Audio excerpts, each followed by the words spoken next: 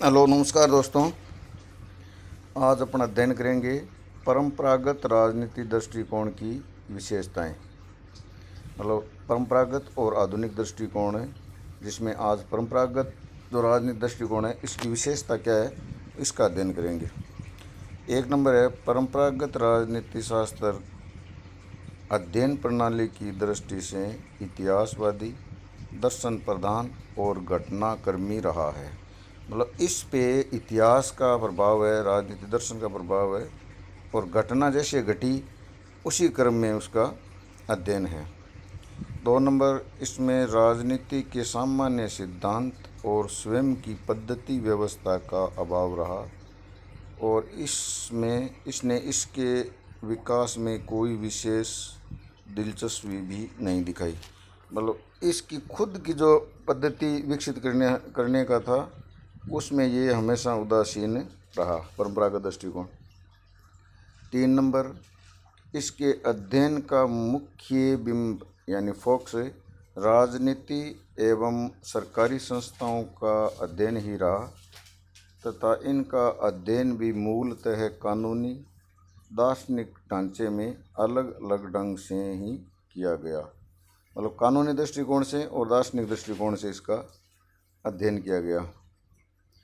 देखो, इसका एक मतलब ये भी है कि अगर आप भारत के संविधान को लेकर बैठ जाओगे, जो 26 जनवरी 1950 में भारत का संविधान बना था, उसमें और आज के समय में संविधान में बहुत अंतर है, लेकिन उन्होंने इस बात को कभी ध्यान ही नहीं दिया।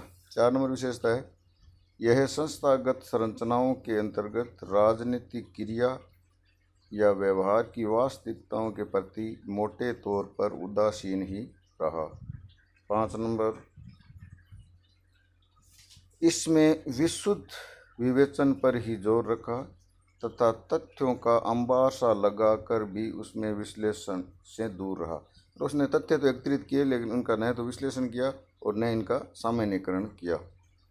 6 नंबर विशेषता है परंपरागत राजनीति शास्त्र राजनीतिक विकास के प्रति अत्यधिक आशावादी दृष्टिकोण से युक्त रहा, जो दर्शन पर आधारित होने के कारण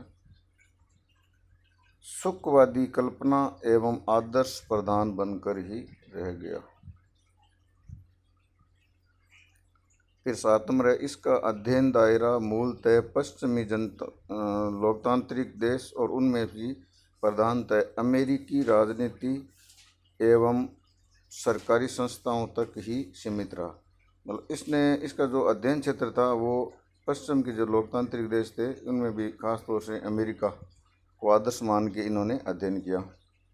8 नंबर है इसका उद्देश्य मूलतः आदर्श नागरिक एवं आदर्श राज्य व्यवस्था की खोज ही रहा, वरन इसके लिए इसकी अत्यधिक हठधर्मिता भी रही।